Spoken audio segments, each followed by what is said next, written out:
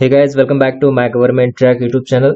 तो आज के इस सेशन में हम ओएनजीसी मैकेनिकल के एग्ज़ाम के लिए जो भी स्टूडेंट्स प्रिपरेशन कर रहे होंगे तो उनके लिए जो भी यूज़फुल क्वेश्चंस है, जो प्रीवियस ईयर क्वेश्चंस है वेरियस एग्जाम्स के, तो ये क्वेश्चंस हम डिस्कस करने जा रहे हैं। ऑलरेडी पार्ट 1 हमने डिस्कस किया हुआ है, ये पार्ट 2 है। एक्चुअली ये लाइव सेशन ही था, बट कुछ इश्यूज की वजह से ये अभी रिकॉर्डेड सेशन में यहाँ पे अपलोड कर रहा हूँ।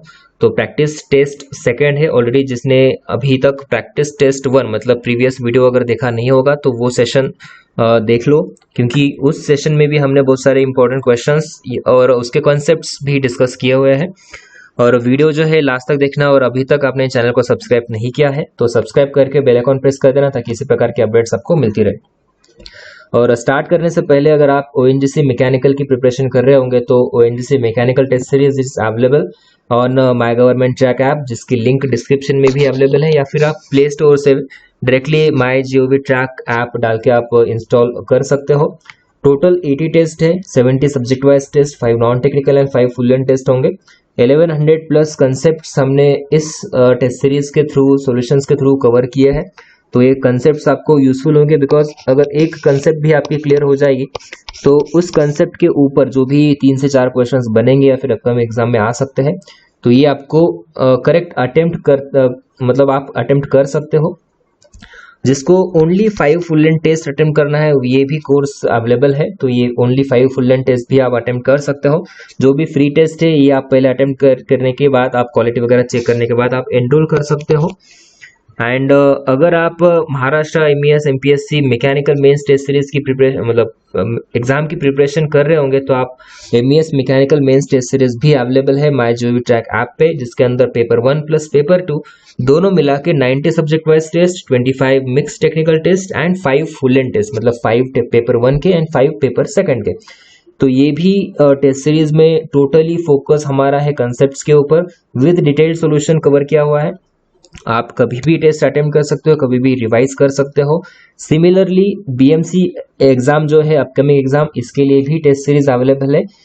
सब्जेक्ट वाइज टेस्ट यहाँ पे 175 plus, because electrical and mechanical combine होता है यहाँ पे, तो 175 plus subject wise test with detailed concept and solution.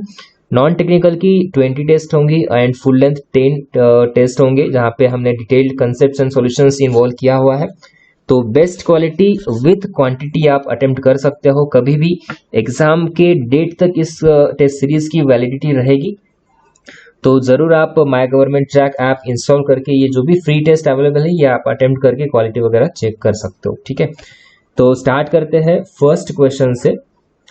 Venturimeter works on the basis of what? Venturimeter किस प्रिंसिपल पे वर्क करता है? ऑप्शन ABCD अवेलेबल है। Newton principle, Pascal's law, Bernoulli's principle या फिर आर्किमिडीज लॉ। तो करेक्ट आंसर क्या है इस क्वेश्चन का? Option C is the right answer. So Bernoulli's principle जो है, ये वेंचुरीमीटर जो है ये बर्नौलीज प्रिंसिपल पे वर्क करता है। एंड ये बात आपको पता होना चाहिए कि वेंचुरीमीटर बेसिकली क्या मेजर करता है। तो वेंचुरीमीटर मेजर करता है रेट ऑफ फ्लो। ठीक है, तो venturimeter measures the rate of flow. And Bernoulli's equation क्या है ये भी हम डिस्कस करेंगे, बट उसके पहले वेंचुरीमीटर की डायग्राम देखते हैं। तो वेंचुरीमीटर के कुछ पार्ट्स जो है ये इंपॉर्टेंट है। सबसे पहला कॉन्वर्जिंग कोण, एक होता है कॉन्वर्जिंग कोण, एक होता है थ्रोट, एक होता है डाइवर्जिंग कोण। और आपको पता होगा कि कन्वर्जिंग कोण जो होता है वो स्मॉलर देन डाइवर्जिंग कोण। क्यों? क्योंकि to reduce the separation losses because of separation. And converging cone में वेलोसिटी जो है इंक्रीज होती जाती है। जैसे जैसे हम थ्रोट के पास जाते हैं वैसे वेलोसिटी इंक्रीज होती है, प्रेशर डिक्रीज होता है। And at the throat velocity will be the maximum and pressure will be the minimum. And in the part of diverging cone velocity decreases and pressure increases, right? तो ये पता होना चाहिए आपको, ये भी एग्जाम में कभी कभी पूछा जा सकता है आपको।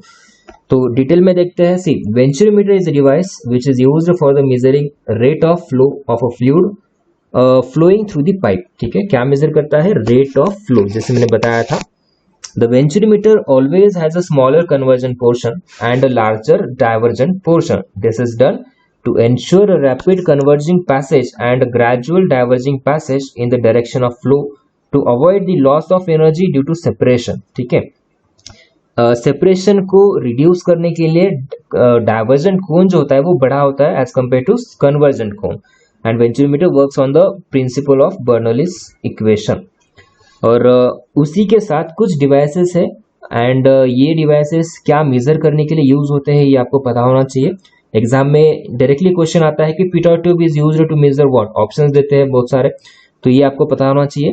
सो सी फर्स्ट जो है venturimeter, it is used to measure the rate of flow. Orifice meter, bend meter, rotameter, flow nozzles, ये जो फर्स्ट 5 है this are used to measure the rate of flow. कौन कौन सी? Venturimeter, orifice meter, bend meter, rotameter and flow nozzles. 6 जो है pitot tube, pitot tube is used to measure the velocity of fluid as well as total head. ठीक है, तो दोनों आपको ध्यान में रखना है। पिटोट ट्यूब क्या मेजर करने के लिए यूज होता है? To measure velocity of fluid and total head. 7th है हॉट वायर एनोमीटर। तो हॉट वायर एनोमीटर जो है ये यूज होता है air and gas velocities measure करने के लिए। And the last one is current meter. Current meter is used to measure velocity in open channels. तो ये डिवाइसेस एंड उसके एप्लीकेशंस कहाँ पे यूज होता है, क्या मेजर करने के लिए यूज होता है, ये आपको पता होना चाहिए। सेकेंड क्वेश्चन देखते हैं। सेकेंड क्वेश्चन क्या था? In the thermodynamics a process in which the system undergoes a succession of equilibrium states is. क्या क्या प्रोसेस दिए थे हमें? Quasi static process, reversible process, irreversible process, path independent process. तो क्या कौन कौन सी प्रोसेस है जहां पे हम इक्विलिब्रियम स्टेट्स अचीव कर सकते हैं? तो करेक्ट आंसर क्या होगा इसका? Option B 1 and 2, that is quasi static process and reversible process. क्यों? क्योंकि क्या क्वासी स्टैटिक प्रोसेस जो होती है एक्सट्रीमली स्लो प्रोसेस होती है। ठीक है, तो जो भी वेरिएबल्स है जैसे कि प्रेशर हुआ, वॉल्यूम हुआ, टेम्परेचर हुआ, ये इतना स्लोली वो मूव करता है एंड उसको ये हाइपोथेटिकल प्रोसेस है और उसे हम रिवर्सिबल भी मानते हैं। क्योंकि क्या होता है कि ईच स्टेज मतलब हर एक स्टेज पे वो इक्विलिब्रियम अचीव हम कर सकते हैं in the process, in the quasi static process. और रिवर्सिबल प्रोसेस मतलब क्या कि reversible process is a process जिसको हम 1 to 2 जा रही है, सपोज अगर इसको रिवर्स कर देते हैं हम 2 to 1 कर देते हैं तो सिस्टम सराउंडिंग एंड यूनिवर्स पे उसका कोई इफेक्ट नहीं होना चाहिए। अगर नहीं होता है तो उस प्रोसेस को हम रिवर्सिबल प्रोसेस बोलते हैं। और वहां पे भी हम at each and every stage we can achieve that equilibrium. तो उसी वजह से option 1 and 2 are the correct. Quasi static process and reversible process, इन दोनों प्रोसेस में हम इक्विलिब्रियम स्टेट्स जो है अचीव कर सकते हैं। तो डिटेल में देखते हैं कि क्या है बेसिकली क्वासी स्टैटिक प्रोसेस। मतलब क्या कि it is a process in which the state variables of a thermodynamical system change infinitely slow the system appears nearly static. क्योंकि एक्सट्रीमली स्लो चेंजेस होते हैं, जो भी वेरिएबल्स होते हैं, जो भी स्टेट वेरिएबल्स होते हैं, प्रेशर, वॉल्यूम, टेम्परेचर जो भी है, ये एक्सट्रीमली स्लोली चेंज होते हैं, उसकी वजह से system appears nearly static. It is a hypothetical and ideal process which is reversible and experiences thermodynamic equilibrium at every stage of the process. And quasi-static process can be assumed to be reversible process. ठीक है, तो first option तो correct हो गया। Next है reversible process. thermodynamic process driving from initial state to final state is said to be reversible if the system as well as its surrounding returns back to its initial state. मतलब कोई भी change नहीं होना चाहिए। जैसे अगर pressure यहाँ पे कुछ 10 बार था तो अगर रिवर्स करते हैं तभी भी 10 बार ही रहना चाहिए। तो इसमें स्टार्टिंग पोजीशन या फिर एंडिंग पोजीशन पे कोई भी वेरिएबल्स चेंज नहीं होना चाहिए। तो उस प्रोसेस को हम बोलते हैं reversible process. And the process which can be idealised as reversible are motion without friction, expansion या फिर compression with extremely small pressure differences, energy transfer as heat with small temperature differences. ये examples है किसके? Reversible process के।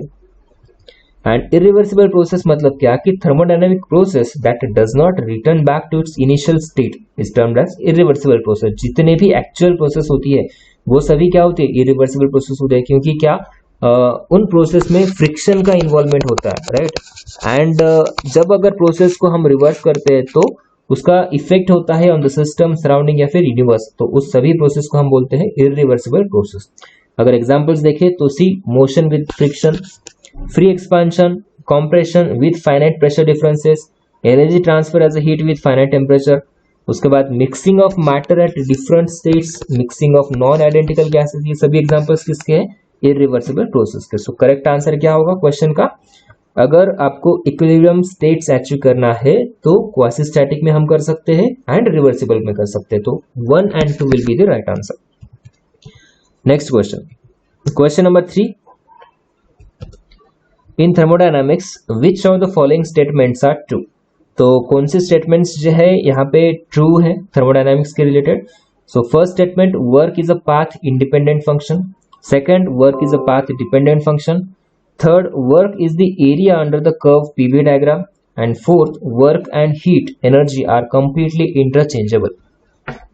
तो क्या correct होगा question number 3। अगर इस क्वेश्चन का आंसर आपको पता है तो आप कमेंट बॉक्स में कमेंट कर सकते हो। वीडियो पॉज करो और इसका आंसर जो है कमेंट बॉक्स में कमेंट करना है। क्वेश्चन नंबर 3 का क्या आंसर होगा ऐसे, राइट।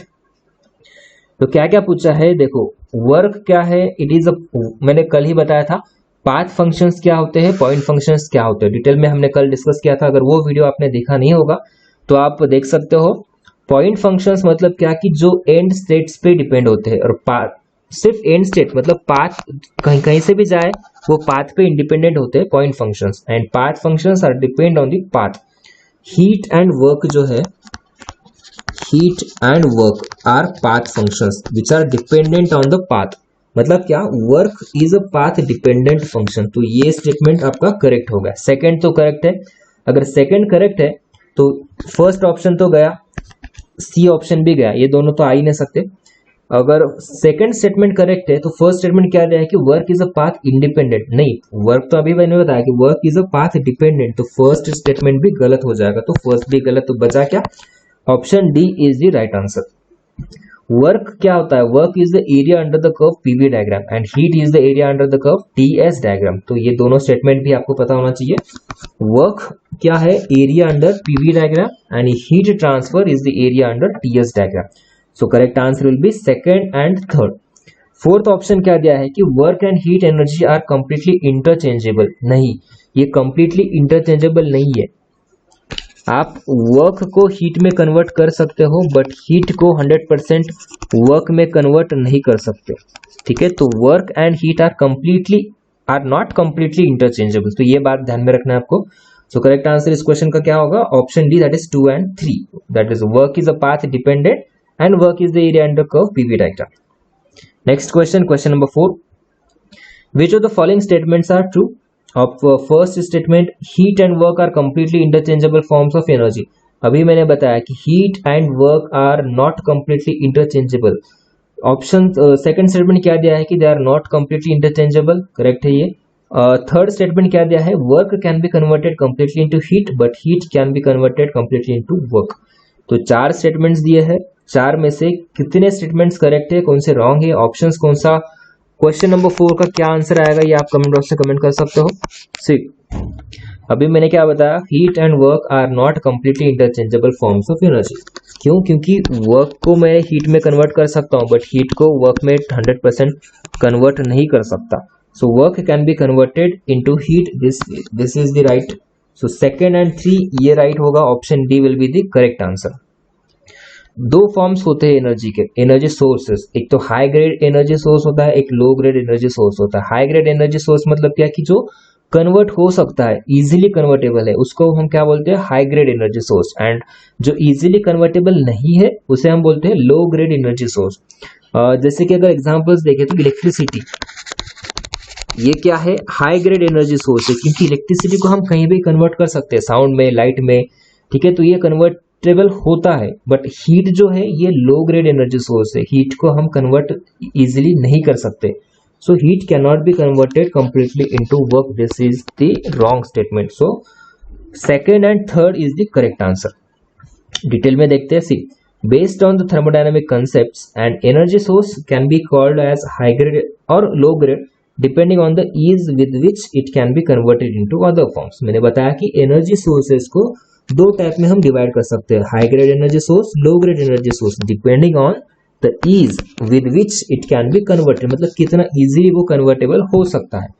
हाई ग्रेड एनर्जी मतलब क्या कि इजीली कन्वर्टेबल होता है, लो ग्रेड एनर्जी मतलब क्या, इजीली कन्वर्टेबल नहीं होता। इलेक्ट्रिकल एनर्जी जो है ये हाई ग्रेड एनर्जी है, हाई ग्रेड एनर्जी सोर्स है, क्योंकि इलेक्ट्रिकल एनर्जी को हम किसी भी एनर्जी फॉर्म में कन्वर्ट कर सकते हैं। बट हीट जो है ये थर्मल एनर्जी जो है या फिर हीट जैसे हम बोलते हैं ये लो ग्रेड एनर्जी सोर्स है बिकॉज हीट को हम इजीली कन्वर्ट नहीं कर सकते हैं। ठीक है, तो इसका मतलब वर्क को हम इजीली कन्वर्ट कर सकते हैं in the heat, but heat cannot be 100% convertible in the work. Correct answer second and 3। Right, question number 5 देखते हैं अभी। Which of the following is the SI unit of thermal conductivity of material. Heat transfer का question है, thermal conductivity का unit पूछा है, क्या होगा? Option A, option B, option C and option D. जो भी करेक्ट आंसर है क्वेश्चन नंबर 5 का क्या आंसर होगा ये आपको कमेंट बॉक्स में कमेंट करना है। वीडियो पॉज करके आप कमेंट बॉक्स में कमेंट करो। अगर वीडियो अच्छी लग रही है, क्वेश्चंस समझ में आ रहे हैं, कंसेप्ट समझ क्लियर हो रहे हैं तो आप वीडियो को लाइक जरूर कर देना, और जो भी आपके फ्रेंड्स है तो उनके साथ शेयर भी कर देना। तो थर्मल कंडक्टिविटी बेसिकली क्या होती है? Thermal conductivity it is the ability to transfer heat. मतलब सपोज एक रॉड है, इधर से हम अगर हीट कर रहे हैं रॉड को, ठीक है, तो ये जो हीट कंडक्शन ये ट्रांसफर होगी राइट दूसरे एंड पे, तो कितना easily the ability to transfer that heat it is known as thermal conductivity. कितना इजीली कंडक्ट कर सकता है उसको, तो ये इसे हम बोलते हैं थर्मल कंडक्टिविटी। और अगर आपने फूरियर लॉ ऑफ कंडक्शन ये अगर आपको पता है इक्वेशन, क्यू इक्वल टू क्या होता है? Minus k A d t upon d x. Right, यहाँ पे भी लॉ मैंने मेंशन किया है। See, Fourier law of heat conduction क्या होता है कि the rate of flow of heat, that is Q, through a single homogeneous solid is directly proportional to the area. It is directly proportional to the area of the section at right angle to the direction of heat flow and to change of temperature with respect to length. Change of temperature with respect to length of the path of the heat flow. ये directly proportional होता है, तो के हम ये thermal conductivity constant लेते हैं। Right, तो Q equal to minus k A d t upon d X is the Fourier law का इक्वेशन। यहां से अगर हम के की वैल्यू निकालते हैं तो क्या होगा? Q D X upon A into D T. Q क्या है? The rate of heat flow. इसका यूनिट क्या होता है? Watt. D X is the thickness, उस बॉडी की जो थिकनेस होती है उसको हम डी एक्स बोलते हैं।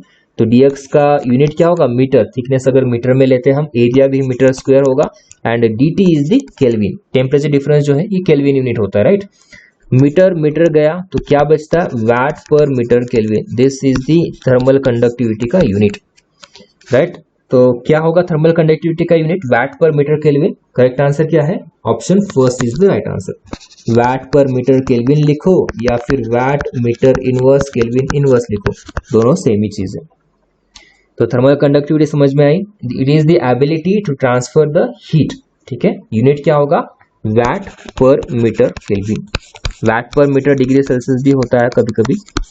राइट, क्वेश्चन नंबर 6 देखते हैं। For a floating body the buoyant force passes through what? Floating, अगर बॉडी फ्लोटिंग है, ठीक है, फ्लोटिंग मतलब ऐसे वाली, तो बॉयंट फोर्स जो होता है passes through what? Option A centre of gravity of the body, option B centre of gravity of the submerged part of the body, option C metacentre of the body, या फिर option D centroid of the volume of displaced by the body. क्या correct answer होगा question number 6 का? Comment box में comment कर सकते हो आप। फ्लोटिंग बॉडी है तो buoyant force passes through what? अगर आपको आर्किमिडीज प्रिंसिपल पता है तो प्रिंसिपल क्या बोलता है कि अगर फ्लोटिंग बॉडी है, पार्शियली फ्लोटिंग या फिर फुली फ्लोटिंग है, तो वर्टिकल जो फोर्स लगता है, जो हाइड्रोस्टैटिक फोर्स का वर्टिकल कंपोनेंट है, उसकी वजह से एक लिफ्ट उसको जनरेट होता है, उस बॉडी को एक लिफ्ट मिलता है, तो उस लिफ्ट को हम क्या बोलते हैं? बॉयंसी। ठीक है, उस लिफ्ट को हम बोलते हैं बॉयंसी फोर्स। और वो बॉयंसी फोर्स एक्ट होता है from the centroid of the volume displaced by the body. ठीक है, it vertically acts through the centroid of the volume displaced by the body. So correct answer क्या होगा इसका? Option D will be the right answer. See, when a body is either wholly or partially immersed in a fluid, okay, a lift is generated due to the net vertical component of hydrostatic pressure. एक lift generate होता है because of net vertical component of hydrostatic pressure force experienced by the body. This lift is called as buoyant force या फिर buoyancy. उसको हम क्या बोलते हैं? बॉयंट फोर्स या फिर बॉयंसी। और ये होता है equal to weight of the fluid displaced by the body. The Archimedes principle states that the buoyant force on a submerged body is equal to the weight of the liquid displaced by the body, and it acts vertically upward through the centroid of the displaced volume by that body. So correct answer क्या होगा इसका? Question number 6 का D is the right answer.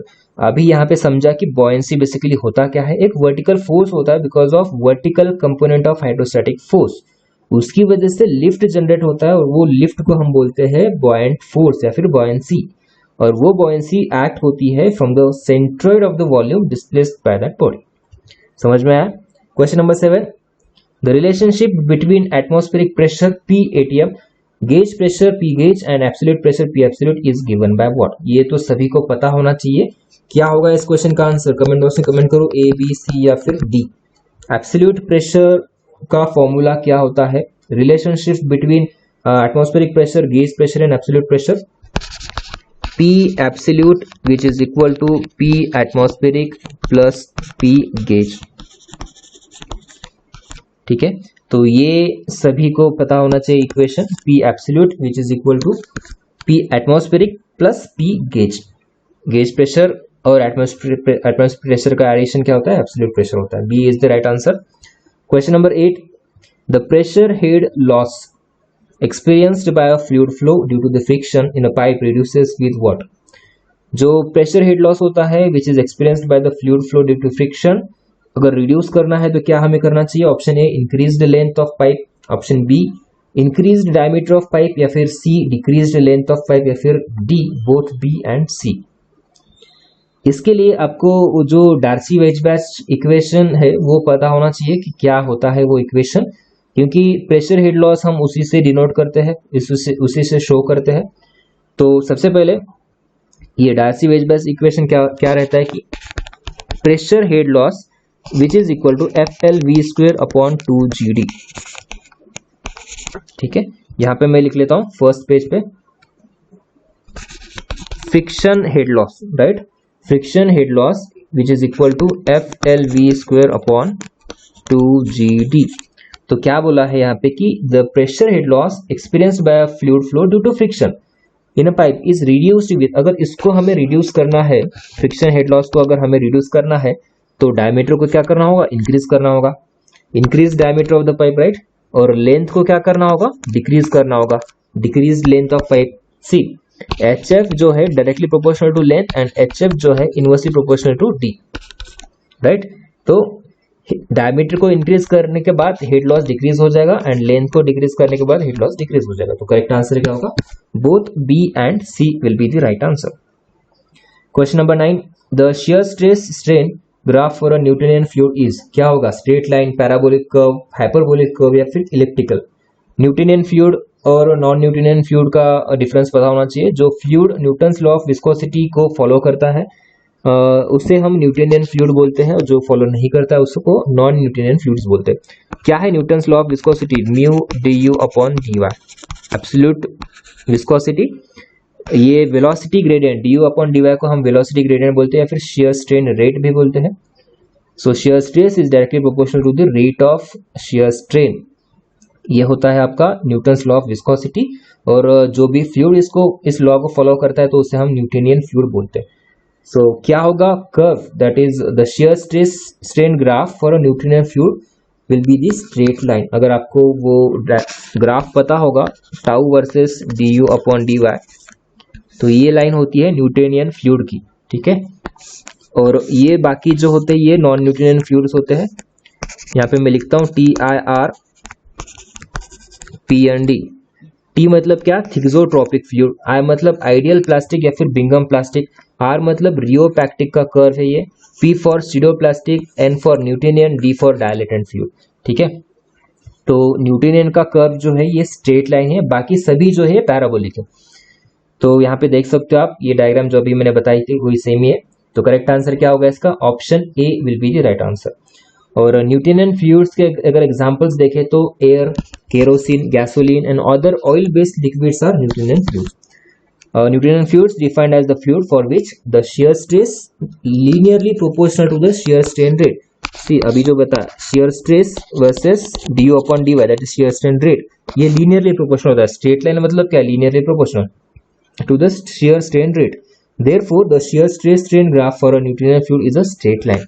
और ये hooks law को भी follow करता है, मतलब shear stress directly proportional to shear strain.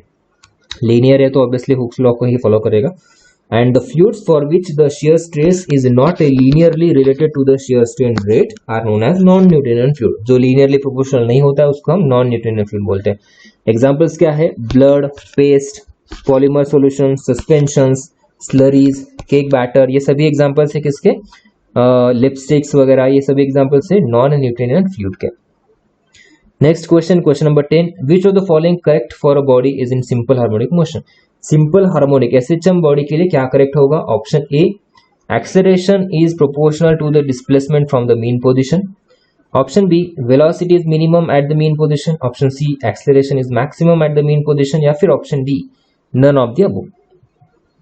तो एसएचएम बेसिकली एसएचएम होता क्या है कि एक स्पेशल टाइप का मोशन होता है, ऑसिलेटिंग मोशन, जहां पे restoring force is directly proportional to the displacement. Restoring force is directly proportional to the displacement. उस मोशन को हम बोलते हैं SHM, simple harmonic motion, and it acts in the direction opposite to the displacement. So अगर equations के form में हम लिखना चाहें तो एफ इज इक्वल टू क्या होगा, माइनस के x, x is the displacement या फिर distance from the mean position. और हमें पता है एफ इक्वल टू क्या होता है, Newton second law of motion से F equal to M A होता है, राइट। सो एफ को अगर मैं एम ए पुट करता हूं तो माइनस के इंटू एक्स, हमें क्या चाहिए, एक्सेलरेशन का निकालना है, right. Acceleration is equal to minus K into X upon M. So acceleration directly proportional to displacement from the mean position. So first option is the right answer. क्या होगा, SHM के related में acceleration is proportional to the displacement from the mean position, so option A is the right answer। तो ये रहे आज के session के कुछ इंपॉर्टेंट क्वेश्चंस। तो नेक्स्ट सेशन में और इंपॉर्टेंट क्वेश्चंस हम डिस्कस करेंगे। और अगर आपको ओएनजीसी मैकेनिकल या फिर एमईएस मेंस की मैकेनिकल टेस्ट सीरीज या फिर अपकमिंग जो एग्जाम है बीएमसी, तो इन सभी टेस्ट सीरीज की अगर प्रैक्टिस करना चाहते हो, with detailed solution and concepts clear करना चाहते हो, तो आप my government track app install कर सकते हो और इन टेस्ट सीरीज में जो भी फ्री टेस्ट है या फिर आप एनरोल कर सकते हो। और अगर आपने अभी तक टेलीग्राम चैनल ज्वाइन नहीं किया होगा तो टेलीग्राम चैनल भी ज्वाइन कर लेना। टेलीग्राम चैनल की लिंक जो है डिस्क्रिप्शन में अवेलेबल है। ऑलरेडी 3000 प्लस स्टूडेंट्स ने ज्वाइन किया हुआ है, तो वहाँ पे भी क्वेश्चन आंसर्स की प्रैक्टिस होती रही थी, तो ये भी यूजफुल होगा आपको। और वीडियो अगर अच्छा लगे और कुछ समझ में आए, आपके कंसेप्ट वगैरह कुछ क्वेश्चंस क्लियर हो गए होंगे, तो आप वीडियो को लाइक जरूर कर सकते हो। और अभी तक आपने चैनल को सब्सक्राइब नहीं किया होगा तो सब्सक्राइब करके बेल आइकन प्रेस कर देना ताकि इसी प्रकार के अपडेट्स आपको मिलती रहे। And thank you so much for watching this video. Thank you.